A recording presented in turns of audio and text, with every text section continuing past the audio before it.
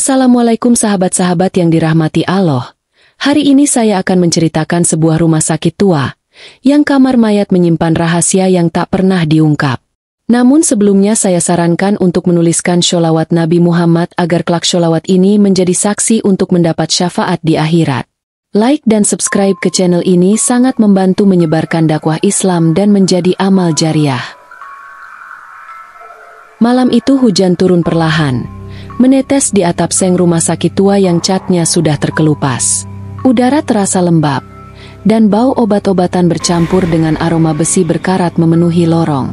Lampu-lampu neon berkedip pelan, membuat suasana semakin mencekam. Dina, seorang perawat muda yang baru sebulan bekerja di rumah sakit itu, berjalan perlahan di koridor lantai 2. Suara langkah kakinya menggema, membuatnya merasa seperti tidak sendiri. Ia sudah sering mendengar cerita tentang kamar mayat yang angker, namun selama ini hanya dianggapnya sebagai bualan para staf senior untuk menakut-nakuti karyawan baru. Namun malam ini berbeda. Dari ujung lorong, ia mendengar suara samar, seperti bisikan. "Dina." Dina tertegun. Dadanya berdegup cepat. Ia menoleh ke kanan dan kiri, memastikan tidak ada siapa-siapa. Lorong itu kosong. Hanya suara hujan di luar yang terdengar. Ia melanjutkan langkah, mencoba mengabaikan suara itu. Namun bisikan itu kembali terdengar. Kali ini lebih jelas, seperti berasal dari bawah, dari arah ruang kamar mayat. Dina berhenti di depan tangga menuju ruang bawah tanah. Pintu besi yang menuju kamar mayat tampak berkarat, dengan tulisan kusam bertuliskan, "Kamar Mayat". Pintu itu setengah terbuka, menimbulkan suara berderit setiap kali angin malam bertiup. Udara dingin menyusup ke kulitnya. Dina menarik napas dalam, lalu mengintip dari celah pintu. Gelap, hanya terlihat lampu kecil berwarna kuning redup di ujung ruangan. Bisikan itu terdengar lagi. Kali ini tidak hanya satu suara, tetapi seperti banyak orang yang berbisik bersamaan. Ada yang menangis, ada yang tertawa lirih. Bulu kuduk Dina meremang. Ia mundur beberapa langkah, tapi rasa penasarannya mengalahkan rasa takut. Malam itu ia kembali ke ruang perawat, namun pikirannya tidak tenang. Suara-suara itu seakan masih bergema di telinganya. Malam berikutnya, Dina sengaja mengambil jadwal jaga malam. Ia ingin memastikan apa yang ia dengar malam sebelumnya bukan hanya hayalan. Hujan sudah berhenti, tetapi udara tetap dingin menusuk. Lorong rumah sakit terasa lebih sunyi daripada biasanya. Hanya suara detik jam dinding yang terdengar di ruang perawat. Dina duduk di kursinya, mencoba membaca catatan pasien. Namun pikirannya melayang ke arah kamar mayat. Ada dorongan kuat yang membuatnya ingin mencari tahu. Menjelang tengah malam, suara itu terdengar lagi. Bisikan pelan, lirih, seperti banyak mulut yang berdesis dari kejauhan. "Dina, tolong!" Mereka. Kali ini suara itu terdengar jelas, membuat Dina terperanjat. Jantungnya berdetak kencang. Ia bangkit dari kursi dan melangkah perlahan menuju tangga bawah tanah. Koridor terasa lebih panjang dari biasanya. Lampu-lampu neon seperti meredup ketika ia melewatinya. Sesampainya di depan pintu kamar mayat, ia menemukan sesuatu yang aneh. Pintu itu terbuka lebih lebar daripada malam sebelumnya. Angin dingin bertiup dari dalam, membawa aroma anyir yang menusuk hidung. Dina menggenggam senter kecil yang ia bawa dari ruang perawat. Dengan langkah hati-hati, ia mendorong pintu itu hingga terbuka penuh. Ruangan itu gelap. Hanya lampu kecil di ujung ruangan yang menyala redup. Meja mayat berjejer rapi, dan lemari penyimpanan jenazah tampak terkunci. Bisikan itu terdengar lebih keras di dalam ruangan. Seakan-akan ia dikelilingi oleh orang-orang tak kasat mata. Tiba-tiba, salah satu lemari penyimpanan jenazah bergetar pelan. Suaranya nyaring di tengah kesunyian. Dina menelan ludah, kakinya gemetar. Dengan keberanian yang tersisa, ia mendekati lemari itu. Tangannya terulur, namun sebelum sempat menyentuh gagang lemari, suara keras terdengar dari dalam. "Duk, duk, duk." Seperti ada yang mengetuk dari dalam lemari mayat. Dina terlonjak mundur. Napasnya memburu. Bisikan berubah menjadi suara teriakan samar. Ruangan itu terasa semakin dingin, seolah ada yang berdiri tepat di belakangnya. Dengan panik, Dina berlari keluar ruangan, menutup pintu kamar mayat, dan berlari kembali ke ruang perawat. Tangannya gemetar, keringat dingin membasahi wajahnya. Namun jauh di dalam hatinya, ia tahu ini belum berakhir. Suara itu seperti memanggilnya kembali, meminta ia menemukan sesuatu. Sejak malam itu, Dina tidak bisa tidur dengan tenang. Setiap kali ia memejamkan mata, ia mendengar bisikan yang sama. Kadang terdengar di telinganya, kadang seperti berasal dari seluruh ruangan. Hari itu, Dina memutuskan untuk mencari tahu lebih dalam tentang rumah sakit tua tempatnya bekerja. Setelah jam Dina selesai, ia pergi ke ruang arsip yang jarang dibuka orang. Ruangan itu berdebu dan bau kertas tua, dengan rak kayu yang dipenuhi map dan dokumen lama. Ia mulai membongkar arsip demi arsip, mencari catatan tentang pasien yang pernah dirawat di rumah sakit itu. Di salah satu laci bawah, ia menemukan berkas lusuh yang ditandai dengan stempel merah bertuliskan, "Rahasia". Dina membuka berkas itu perlahan. Matanya terbelalak. Ternyata rumah sakit ini pernah menjadi tempat eksperimen medis puluhan tahun lalu. Pasien yang sakit parah dijadikan bahan percobaan tanpa izin keluarga. Banyak dari mereka meninggal secara misterius dan jenazahnya langsung dibawa ke kamar mayat, tanpa ada upacara pemakaman. Nama-nama pasien itu masih tertera di dokumen. Dina merasakan bulu kuduknya berdiri ketika menyadari beberapa nama sama dengan bisikan yang ia dengar. Salah satu halaman berisi foto hitam putih dari para dokter dan pasien. Di sudut foto, ada tulisan tangan samar. Mereka tidak akan diam. Malam itu, Dina kembali mengambil shift jaga. Kali ini ia datang dengan tekad kuat. Ia harus menemukan kebenaran di kamar mayat, meski harus berhadapan dengan sesuatu yang tak terlihat. Menjelang tengah malam, suara bisikan kembali datang. Namun kali ini berbeda. Bukan hanya memanggil namanya, tapi seolah-olah memberi petunjuk. Di bawah, temukan kami. Dina membawa senter dan melangkah ke kamar mayat. Pintu besi itu kembali terbuka sendiri, seperti menunggu kedatangannya. Ketika ia masuk, suara itu semakin jelas. Lemari penyimpanan jenazah yang bergetar kemarin kini diam, tetapi lantai di sudut ruangan terdengar aneh ketika ia melangkah di atasnya, seperti ada ruang kosong di bawahnya. Dengan berdebar, Dina berjongkok dan mengetuk lantai itu. Suaranya menggema, ada sesuatu di bawah. Saat ia mencari cara membuka lantai itu, lampu di kamar mayat tiba-tiba mati. Gelap gulita menyelimuti ruangan. Bisikan berubah menjadi jeritan yang menggema di telinganya. Ruangan itu gelap gulita. Hanya senter kecil di tangan Dina yang memberi sedikit cahaya. Napasnya terengah-engah. Namun ia memaksa dirinya tetap tenang. Jeritan dari bawah lantai terdengar semakin jelas. Seperti ada banyak orang yang menjerit minta tolong. Suara itu bercampur dengan tangisan, membuat suasana semakin mencekam. Dina menyinari sudut lantai tempat ia mendengar gema ketukan tadi. Ia melihat sebuah pelat besi kecil yang hampir tertutup debu. Dengan hati-hati, ia menggeser pelat itu menggunakan besi tipis yang ia temukan di sudut ruangan. Suara gesekan logam terdengar nyaring, diikuti hembusan udara dingin yang keluar dari bawah lantai. Aroma busuk yang menyengat membuat Dina hampir muntah. Di bawah lantai itu, ada sebuah lorong sempit menurun ke bawah. Lorong itu gelap, hanya menyisakan bayangan-bayangan samar. Bisikan kembali terdengar. "Ayo, turun."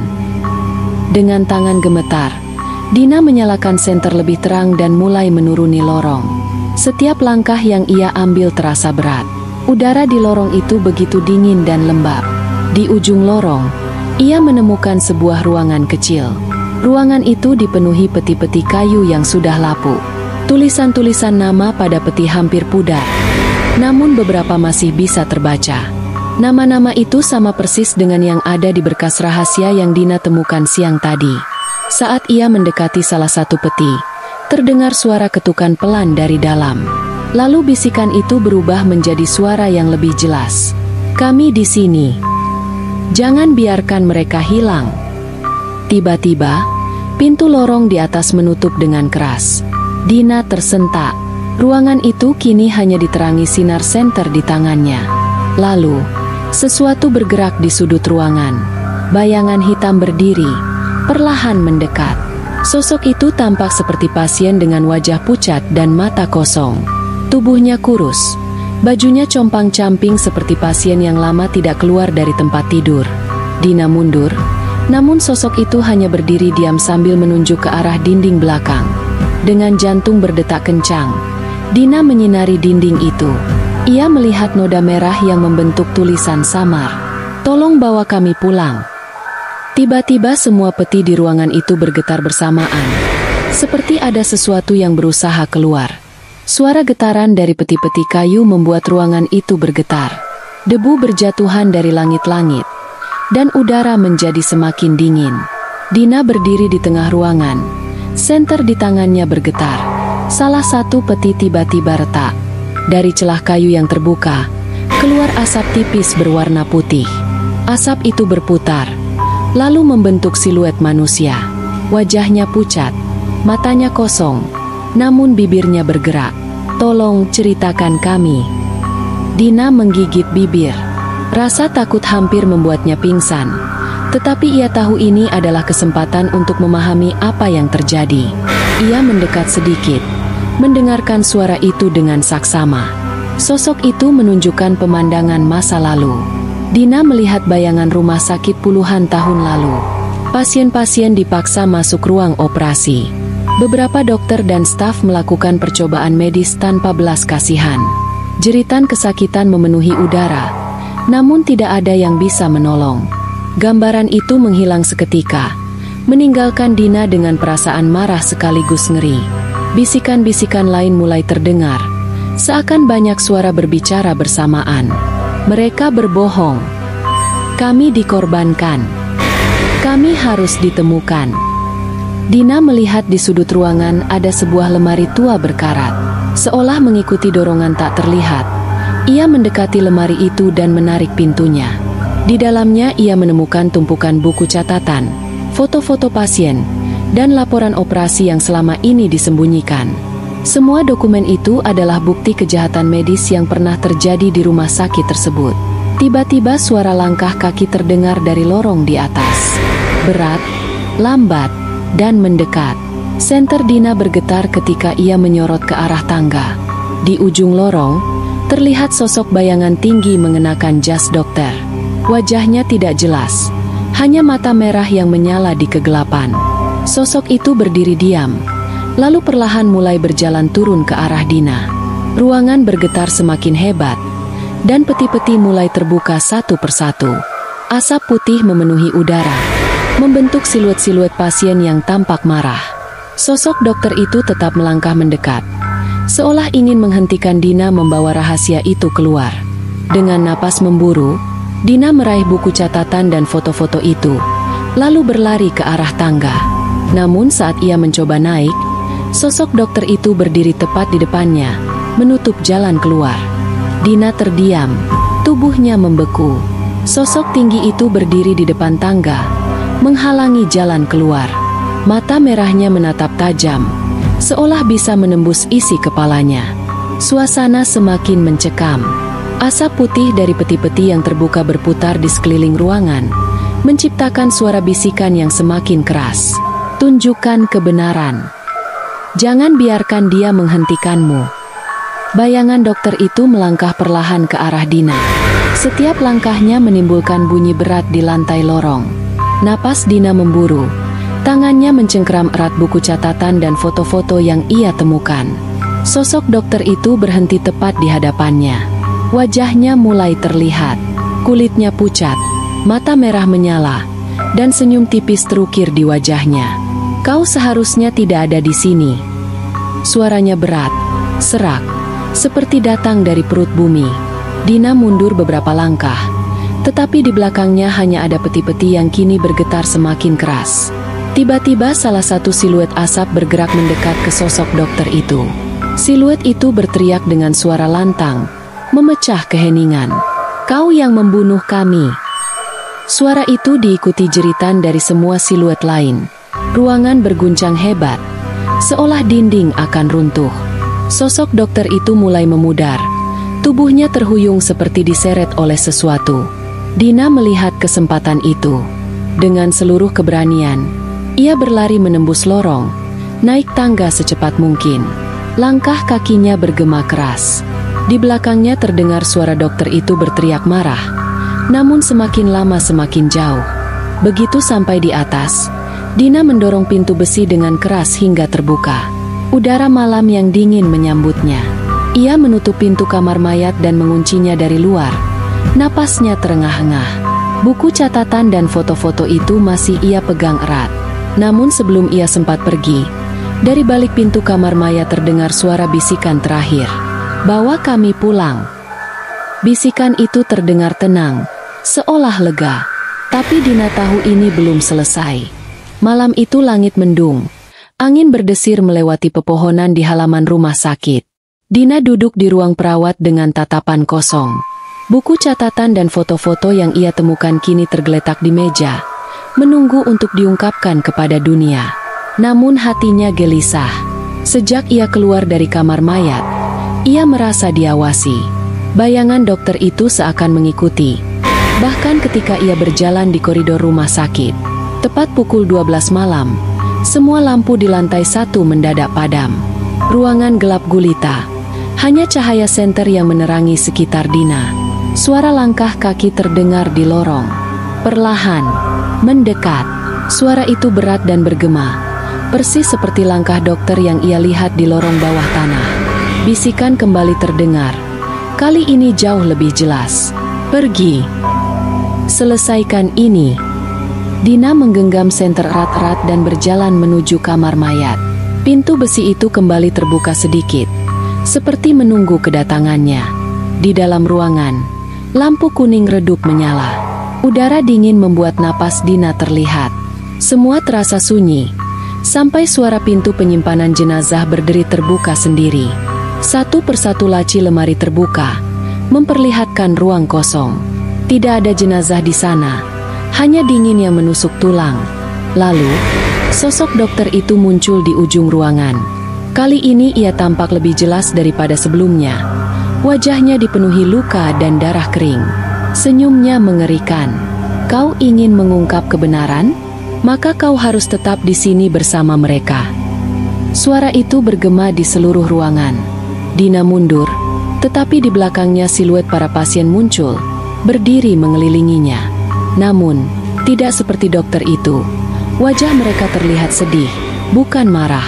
Salah satu dari mereka mendekat dan menyentuh bahu Dina. Bisikannya lembut, "Kami tidak ingin kau terjebak seperti kami. Keluar sebelum terlambat." Dina mengangguk pelan, lalu berlari keluar ruangan sambil membawa buku catatan. Namun sosok dokter itu berteriak marah. Suaranya membuat seluruh ruangan bergetar. Lorong seakan memanjang tak berujung ketika Dina berlari. Lampu-lampu neon berkedip cepat. Suara teriakan dokter itu semakin jauh namun tetap terdengar. Begitu ia mencapai pintu keluar rumah sakit, alarm darurat tiba-tiba berbunyi. Pintu berderi terbuka sendiri, memberi jalan baginya. Udara malam yang dingin kembali menyambut Dina. Ia berlari keluar, menjauh dari rumah sakit, meninggalkan suara-suara bisikan yang semakin pelan hingga akhirnya menghilang. Pagi harinya, Dina duduk di ruang arsip kota dengan mata yang masih sembab. Malam tadi ia tidak tidur sama sekali. Buku catatan, foto-foto, dan laporan operasi yang ia bawa kini menjadi satu-satunya bukti kejahatan yang pernah terjadi di rumah sakit tua itu. Dengan tangan gemetar, Dina menyerahkan semua dokumen itu kepada pihak berwenang. Petugas yang menerima berkas sempat terkejut melihat isi dokumen yang begitu detail. Ada daftar nama pasien, jadwal operasi, serta catatan hasil percobaan medis. Ini bisa membuka kasus lama yang sudah ditutup puluhan tahun, ucap salah satu petugas dengan nada serius. Hari-hari berikutnya, penyelidikan dimulai. Rumah sakit tua itu ditutup sementara. Tim forensik dan aparat kepolisian memeriksa setiap sudut, termasuk ruang bawah tanah tempat Dina menemukan peti-peti kayu. Beberapa peti dibawa keluar dan akhirnya dimakamkan secara layak. Keluarga korban yang masih hidup diberitahu dan datang untuk memberikan doa. Namun bagi Dina, malam-malamnya masih tidak tenang. Setiap kali ia memejamkan mata, ia mendengar suara bisikan yang kini terdengar lebih lembut. "Terima kasih. Kami sudah tenang." Malam itu, Dina memutuskan untuk kembali ke rumah sakit untuk terakhir kalinya. Pintu kamar mayat kini digembok. Namun ia berdiri di depan pintu itu, menatapnya dengan penuh rasa haru. Ia meletakkan bunga putih di depan pintu, lalu berbisik pelan, "Kalian sudah pulang." Hawa dingin berhembus pelan melewati wajahnya. Namun kali ini terasa menenangkan, bukan menakutkan. Dina menutup matanya sejenak, lalu berbalik meninggalkan tempat itu. Di kejauhan, suara pintu kamar mayat berderit pelan, seperti memberi salam perpisahan. Namun saat Dina melangkah keluar halaman rumah sakit, ia merasa ada seseorang yang berdiri di jendela lantai 2, mengawasinya. Sosok tinggi dengan jas dokter terlihat samar di balik tirai. Dina terdiam, hatinya berdebar. Sosok itu tidak bergerak, hanya berdiri diam, sebelum akhirnya menghilang perlahan seperti asap yang ditiup angin. Dina menarik napas panjang, lalu melangkah pergi dengan perasaan lega bercampur waspada. Ia tahu rumah sakit itu kini lebih tenang, tetapi mungkin tidak semua rahasia terkubur selamanya. Beberapa minggu setelah kasus itu diungkap, rumah sakit tua masih ditutup. Tidak ada pasien, tidak ada staf, hanya sunyi dan bau debu yang mengendap. Namun bagi Dina, kisah itu belum benar-benar selesai. Suatu malam, ia bermimpi berada di lorong rumah sakit itu. Lampu-lampu neon berkelip seperti sebelumnya. Di ujung lorong, sosok dokter itu berdiri diam, menatapnya. "Kau sudah membawa mereka pulang?" Suara itu bergema di dalam mimpi. "Tapi aku masih di sini." Dina terbangun dengan keringat dingin membasahi tubuh. Mimpi itu terasa begitu nyata. Hatinya resah, seolah-olah bayangan dokter itu masih menunggu sesuatu. Malam berikutnya, Dina memberanikan diri kembali ke rumah sakit. Dengan izin dari pihak berwenang, ia masuk ke dalam gedung yang kini gelap dan kosong. Lorong itu terasa berbeda tanpa suara pasien atau langkah staf medis. Semua sepi, hanya terdengar suara angin yang masuk melalui jendela retak. Ketika Dina sampai di depan kamar mayat, ia berhenti. Pintu besi itu kini digembok rapat. Namun ia mendengar suara ketukan pelan dari dalam. "Tok, tok, tok." Dina menelan ludah. Perlahan ia meletakkan tangannya di atas pintu dan berbisik, "Aku tahu kau masih di sini. Apa yang kau inginkan?" Tidak ada jawaban, hanya suara gesekan dari dalam. Lalu udara di sekitarnya menjadi dingin, dan suara berat itu terdengar. "Aku bukan hanya dokter. Aku adalah kepala semua ini. Dan aku tidak akan pergi sebelum kau tahu namaku." Tiba-tiba gembok pintu terbuka sendiri dengan suara berderit panjang. Dina mendorong pintu perlahan, dan lampu kuning redup di dalam menyala seperti disambut. Di tengah ruangan berdiri sosok dokter itu. Kali ini ia tidak tampak mengancam. Wajahnya tampak letih. Matanya tidak lagi merah, hanya kosong. "Namaku Dr. Surya." Suaranya terdengar lirih. "Aku memimpin percobaan itu. Aku menyesal. Tapi rohku terikat di sini." Dina mendekat, menatapnya dengan hati-hati. "Apa yang harus aku lakukan?" Dokter itu menunjuk ke arah laci penyimpanan paling bawah. Dina berjongkok dan membukanya. Di dalamnya ada papan nama berdebu dengan tulisan, "Dr. Surya, letakkan itu di makamku. Maka aku akan pergi." Suara itu semakin pelan. Sosok dokter itu memudar sedikit demi sedikit, meninggalkan hawa dingin yang tenang. Dina menggenggam papan nama itu erat. Ia tahu, malam ini adalah akhir dari semua teror. Pagi itu langit cerah, namun hati Dina terasa berat. Ia membawa papan nama yang ia temukan di kamar mayat menuju area pemakaman di belakang rumah sakit. Tempat itu sepi, hanya suara burung dan angin yang terdengar. Dengan hati-hati, Dina mencari makam Dr. Surya. Batu nisannya sudah ditutupi lumut, hampir tak terbaca. Dina berlutut, membersihkan permukaannya, lalu meletakkan papan nama itu di atas makam. "Ini milikmu," bisik Dina pelan. "Kau sudah mendapatkan kembali identitasmu. Sekarang pergilah dengan tenang. Angin berhembus lembut, seolah menjawab bisikan itu. Udara di sekitarnya terasa hangat, berbeda dengan hawa dingin yang biasa ia rasakan di rumah sakit. Dari sudut matanya, Dina melihat sosok Dokter Surya berdiri di dekat pohon besar. Wajahnya kini tenang, tidak lagi menyeramkan. Ia menatap Dina dengan senyum tipis. "Terima kasih," ucapnya lirih. Sebelum akhirnya tubuhnya berubah menjadi cahaya putih dan menghilang bersama hembusan angin pagi. Dina menatap makam itu lama, merasakan beban di dadanya perlahan hilang. Ia berdiri dan melangkah pergi. Saat melewati koridor rumah sakit untuk terakhir kalinya, semua terasa berbeda. Tidak ada lagi bisikan, tidak ada suara ketukan dari kamar mayat, hanya keheningan yang damai. Sebelum keluar dari gedung, Dina menoleh sekali lagi. Ia melihat ruangan kamar mayat dari kejauhan. Untuk pertama kalinya sejak malam-malam mengerikan itu, pintu besi kamar mayat tertutup rapat dan tidak lagi bergerak. Dengan senyum tipis, Dina keluar dari rumah sakit, meninggalkan semua kenangan buruk di belakangnya. Langkahnya terasa ringan. Ia tahu semua arwah kini sudah tenang, termasuk bayangan dokter yang selama ini menghantuinya. Namun, saat Dina berjalan menjauh, terdengar suara berderit kecil dari jendela lantai atas. Hanya sekali, lalu sunyi. Seolah rumah sakit itu memberikan salam perpisahan terakhir sebelum kembali tertidur dalam kesunyian. Perjalanan yang dilalui Dina bukan hanya tentang teror di rumah sakit tua, tetapi juga tentang keberanian untuk menghadapi kebenaran dan menyelesaikan sesuatu yang tertinggal. Setiap malam yang mencekam, setiap bisikan yang ia dengar, hanyalah cara Allah menguatkan hatinya untuk tidak lari dari kenyataan. Kisah ini mengingatkan kita bahwa kematian bukanlah akhir, melainkan awal dari perjalanan menuju akhirat. Allah berfirman dalam Al-Quran, "Setiap yang bernyawa pasti akan merasakan mati. Kemudian hanya kepada Kami kamu akan dikembalikan." Quran Surat Al-Ankabut 57. Ayat ini seolah menegaskan bahwa roh yang terjebak, seperti Dokter Surya, adalah gambaran dari jiwa yang belum tenang karena urusan dunia yang belum terselesaikan. Hikmah yang bisa kita ambil adalah bahwa kebenaran harus ditegakkan agar tidak ada yang terbebani, baik oleh rasa bersalah maupun oleh dosa yang ditinggalkan.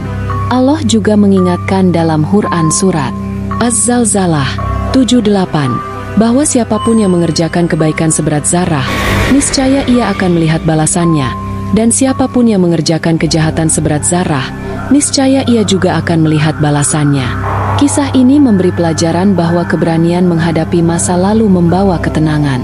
Hati akan damai jika kita jujur, memperbaiki kesalahan, dan memaafkan. Sama seperti rumah sakit yang akhirnya tenang setelah semua rahasia terungkap, hidup manusia pun akan tenang jika segala urusan diselesaikan dengan baik sebelum ajal menjemput. Cerita ini fiktif, dibuat seolah-olah nyata agar kita bisa mengambil pelajaran darinya. Kisah Dina mengajarkan kita bahwa keberanian menghadapi kebenaran akan membawa ketenangan, baik bagi yang hidup maupun bagi yang telah tiada. Setiap bisikan yang ia dengar, setiap lorong gelap yang ia lewati, hanyalah cara Allah mengingatkan bahwa kita semua pada akhirnya akan kembali kepadanya. Allah berfirman dalam Al-Quran, "Barang siapa mengerjakan kebaikan seberat zarah, niscaya dia akan melihat balasannya. Dan barang siapa mengerjakan kejahatan seberat zarah, niscaya dia juga akan melihat balasannya." Quran Surat Az-Zalzalah 78. Ayat ini seolah menjadi cermin bagi kita. Setiap kebaikan yang kita lakukan sekecil apapun akan membawa cahaya di akhirat kelak, dan setiap kesalahan yang kita biarkan akan menjadi beban yang mungkin terus mengikuti, bahkan setelah kematian. Kisah Dina dan Dokter Surya memberi pesan bahwa tidak ada rahasia yang benar-benar tersembunyi. Cepat atau lambat, kebenaran akan terungkap, dan hanya dengan keberanian serta kejujuran kita bisa mengakhiri penderitaan batin. Hikmahnya, jangan menunda untuk memperbaiki kesalahan. Jangan biarkan masa lalu menghantuimu selamanya. Jika ada yang salah, selesaikanlah. Jika ada yang menyakitkan, maafkanlah. Karena ketika semua beban itu lepas, hati akan damai, seperti rumah sakit tua yang akhirnya kembali tenang. Terima kasih sudah mendengarkan cerita ini sampai selesai. Jika Mu suka dengan cerita ini, jangan lupa tinggalkan komentar di bawah, tekan tombol like, dan subscribe agar Mu tidak ketinggalan cerita-cerita horor penuh hikmah lainnya. Dukunganmu akan membuat cerita seperti ini terus hadir di channel ini, membawa ketegangan, pelajaran, dan rasa penasaran di setiap ceritanya.